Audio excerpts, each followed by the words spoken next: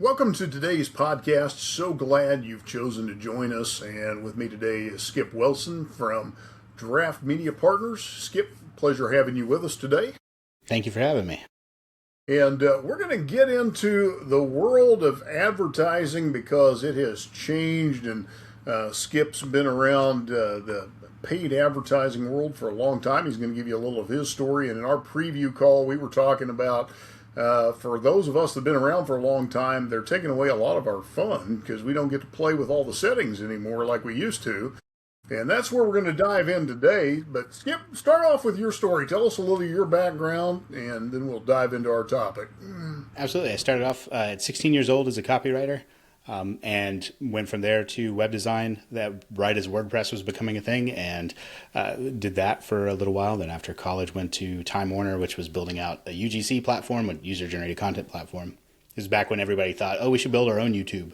But for Time Warner called iReport, and then went from there to Clear Channel, which is building out their own app, which became the iHeart Radio app, and then was vice president of media there or digital media there for 12 years before going out on my own with Draft Media Partners, which was originally a SaaS, but failed as a SaaS. We realized that we should give away our software and just, do the actual execution of ads, that's where people actually had the need. Absolutely. And we're talking in our preliminary call. So, in the paid advertising world, on search ads for years, it's been about keywords and it's been about targeting and getting to, really fine tune our campaigns. And that's really been the sweet spot for so many of us. But now we're in this machine learning world, and that's made things very interesting. And so what we wanted to get into today was, how do you as an advertiser win in this machine learning world? And one of the things you and I talked about, last week was, for a new advertiser, in some ways, you've got an advantage. It's really some of us that, we're kind of stuck in our ways, that this is a little more problematic. Yes, exactly. It's kind of like the best time ever for, if you're just a guy or gal in a pickup truck starting out and you want to set up your own ad campaign. It's great because it kind of prevents you from making a lot of the rookie mistakes that would have been made. It's very much like paint by numbers and things, but when you are used to being a true artist, paint by numbers is very frustrating. So it's and definitely makes it so that it's hard to make your campaign different from others. Exactly. So let's kind of start with the fundamentals here. So, Google is pushing automation, and they are really pushing, of course, AI is the magic word, but machine learning, machine optimization, and going to what we used to call broad match, keywords, but now it's AI is where they're even moving broad match to, and so let's kind of talk through that. What's the advantage to the advertiser of the machine learning, and then what's the disadvantage to those of us that are used to being able to get in there and really hyper tune our campaigns? So the advantage, one of the big reasons for the change is that it's getting into long tail search. So whereas people even 2 years ago would have searched something like, pizza place near me, and if you were a pizza place, it's a bad example, but whatever, we'll just pretend. If you were a pizza place, you would of course buy that keyword, and you would make sure that you showed up there. Now people are searching things like, it's 9 p.m. on a Saturday, and I've got 3 young kids, and I need a pizza place that would be family friendly and safe even at this time and is open. That's the kind of things people are searching now, because we're used to more of an AI experience, more of a conversational experience in search. And so because of that, Google is changing the way they generate headlines, because now just having your the name of your business show up as a headline doesn't work as well anymore. So instead, it takes the creative liberty of rewriting your headline for you, which is definitely an advantage because now you can say something like, family friendly pizza place here in this, so that's the nice part of it. Exactly. Now let's talk about the not so nice part of it. So, Yeah. so The not so nice place. Yeah. The not so nice, you might not be a family friendly pizza place. Like the part that is particularly hard is, it kind of forces everyone to have more or less the same campaign because you're forced to sort of pick what category you're in. And I should say there's kind of three in the home services world. There's LSA, local service ads. Local service ads, you have essentially no control over anything. It's nice because you get the little Google check mark when you're Google guaranteed and you just pay for leads and they're usually decent quality leads. And so that's the nice thing about LSAs, but you have zero control over anything. Like it automatically generates all your keywords based on the category you chose. So if I'm a plumber and I choose plumbing, then I have no control over the keywords whatsoever. And it automatically generates the headlines, keywords, and all that, or headlines, phone number, all of those different things. You can put a tracking number in, but anyway, very little control over the campaign. So that's stinks because you might be a plumber that really wants to push like something like high-end plumbing. Let's say you specialize in something like kitchen upfitting or tankless hot water heaters and those types of things. And so you have that's very different than the sort of emergency services pipe burst plumber, right? And the ability to sort of differentiate yourself is gone from that main piece that would have been basic search a couple of years ago. The other sort of Google category of advertising is Performance Max, which is essentially all of Google's platform rolled together. So it's everything from YouTube to display ads to search ads. And anyone who's run a Performance Max campaign knows that if you look at the recommendations, it always recommends like broaden your audience and increase your budget are like the two recommendations it always makes. And so, because of course it is, because essentially it's saying like, buy more of my inventory and give me more money, which is of course like what every business like would recommend, right? It's like, allow me to show you in more places and then spend more money with me. And so they're kind of just sort of automating that by taking away things like exact phrase match and those things. Right now you can put in exact phrase match, but it is very clear that it doesn't, it turns it to broad match. It basically takes it as a suggestion instead of, whereas before it was a rule. Yeah. And we discussed this even in the traditional search campaigns. We've watched with the machine learning, you can go exact match and it'll still show your ad for things that, well, it's close. Yep. And so we've seen that happen, and so you've got irrelevant search terms and things like that. The other thing that we've seen happen, and we laughed about this on our call, is the helpful Google reps that call, and they give you the Performance Max thing. You can spend more and broaden your audience. Yeah, exactly. Exactly. You're talking to somebody that's basically just like, hey, you should spend more money and buy more of my stuff. Yeah, so it's the same thing. But the other thing that we're seeing too is Google in their I/O 2026 presentation and their ad presentation the following day has really come out and discussed the fact that creatives are a big driver in where they're going. But the other piece of that is because of AI, that success is in the ad platforms going forward is answer questions.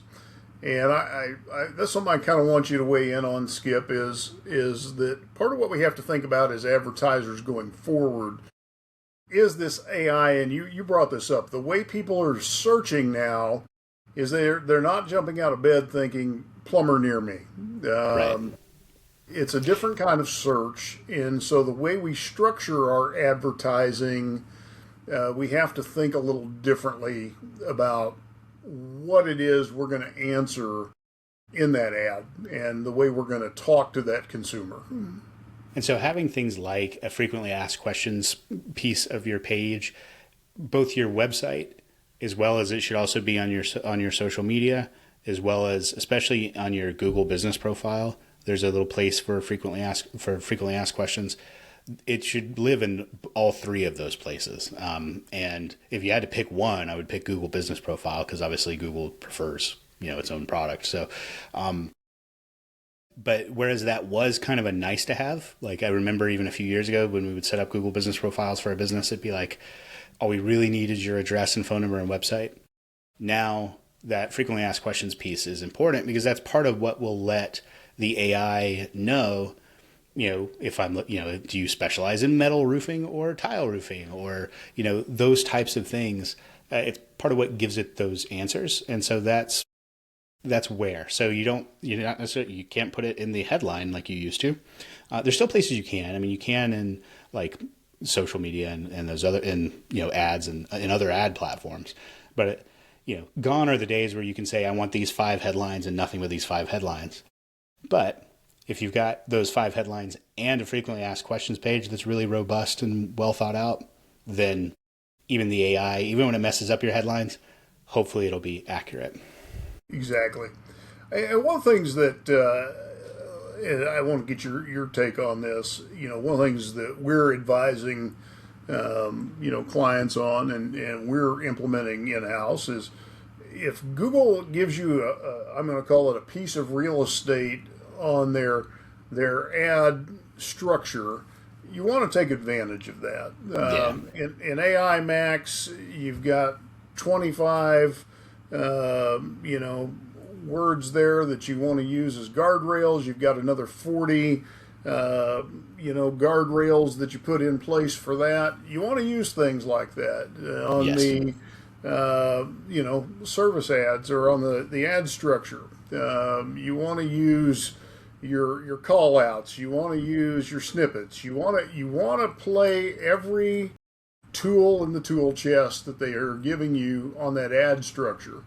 Exactly. And what we're finding, this is what I'd like you to weigh in on, is that the advertisers that really maximize every option on that ad structure tend to get better performance when they optimize correctly. And those that skip those pieces really don't perform as well. But there's a science to it, and you've got to educate yourself a little bit. Exactly. Yeah, like you said, you want to use every extension you possibly can. That's why even if you're, I've had businesses where we worked with advertisers before. They're like, well, we don't really answer the phone, so we don't want to do the call extension. Well, like I said earlier, like phone calls are the best type of lead that there is. So if you can't answer the phone directly, one, phone services are not that expensive anymore. But two, I mean, even if you have to do something like set up, like in Go High Level, like, you can buy a phone number for like $8 a month or something like that. Do something like that so that you can at least take that phone call, even if you can't answer it right now. Because it's, like you said, it's important to be able to show up everywhere that you possibly can. Also too, the nice thing about the AI extensions and those things is that it's, it is going to put you in places that you may not have thought of. So it is worth now, I would say almost every business should have a YouTube channel. Even if you don't have a lot of content, post something, post a couple of videos. You don't have to keep it up. But you really should have a YouTube channel right now because if nothing else, that's one more place for that AI to grab on and scrub your information when it's providing an answer. Absolutely. I think that's just critical. Google is talking so much about the data layers. Yep. And if you're watching what Google's doing, there's now Ask YouTube, there's Ask Maps, Yep. and so all we got to do is just kind of follow, the pattern here. And Exactly. we've seen them experimenting with even ads that are now native into the Google business profile. We'll kind of see where that goes. I think you've probably seen that as well. Yep. And so, we want to play every angle that they're working, but that's the thing that's interesting. And it's like you said, Skip, I think for the novice advertiser, it's really a great place to be because it is paint by numbers, and I love the way you phrase that. I think it's a lot easier not to make mistakes and just to come in and do it. I still would tell you don't answer the Google Reps call. Yeah, that's right. Exactly. It'll run up your ad bill, but That's right. follow the paint by numbers, and you're going to do probably fairly well. Exactly. But a couple of other just quick things is that we're seeing, and I want to get your take on this. Creatives really tend to be a big driver from what we're seeing in this machine learning environment, whether it's Meta, whether it's Google. The creatives really do tend to drive performance in this environment. Would you say that? Yeah, absolutely. I mean, if you think of advertising in its basic form, it's a specific message to a specific audience to get them to do some specific action. And so equally important to who you're talking to is what you're saying to them. And so message is very important. And what's one of the greatest things about this sort of age that we're in is that it's easier than ever to do creative variation. You don't have to have, you didn't have to book like a studio space and have like professional shoots and all that stuff to be able to have a pretty decent video or pretty decent, image ads, and then be able to swap out 10 or 15 headlines on that ad. That's the kind of thing that you would have had to pay a decent amount of money to like a creative designer to do. Now you can kind of do it yourself. Designers still maybe going to do a better job. They still definitely have a role, but at least for starting out, it's never been easier.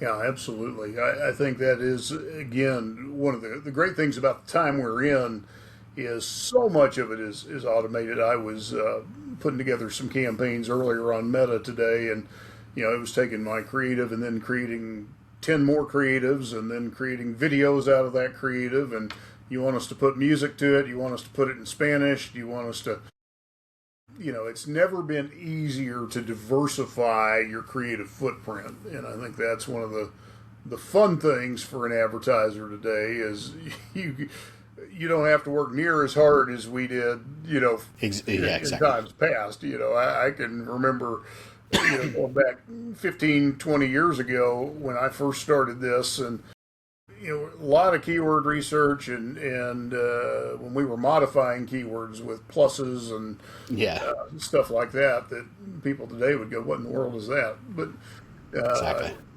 That's stuff that's gone by the wayside. So it's so much easier. Anything else that you would add, to this conversation, Skip, in today's world, just for those of us that are making the transition, we thought the world revolved on keywords, and it doesn't anymore. It revolves on topics and decision making and machine learning, or to the novice that's listening. The only other pieces that I would add is some things that used to have high value that I wouldn't necessarily do anymore. Things like adding blog to your website or making sure that you're like keyword stuffing your page and those type of things. You don't have to do that anymore. And so that's kind of nice. You can still do it if you enjoy blogging or something, but no reason to do it. It's not going to help you that much from a search standpoint. So you can not feel that pressure to do that. So if you've got a blog on your site that you haven't touched since you published your website, just go ahead and kill that section because there's no point in it anymore. And then the other piece that I would keep in mind too is, and you touched on this earlier, but it's important to think as the AI is making more decisions about your ads, to think about what kind of things you don't want to show up in, because that's now a critical piece of it, because it's going to assume that you want same day appointments, but you may not offer same day appointments, so you don't want to show up in those searches. So it's important to think of the kinds of things you don't want as well, because used to, you'd start a campaign and then after the first month or first 6 weeks or so, then you go in and add your keywords because you can see what you're showing up in that you don't want to. Now you want to do it really from day one. Yeah, you've really got to be on top of it. I think that's the one thing we've seen is the machine is very quick to show your ads for things that, I really don't want to show for that. we had a pest control company that this was not quite a year ago, but it was probably close to that. I don't know, time's weird.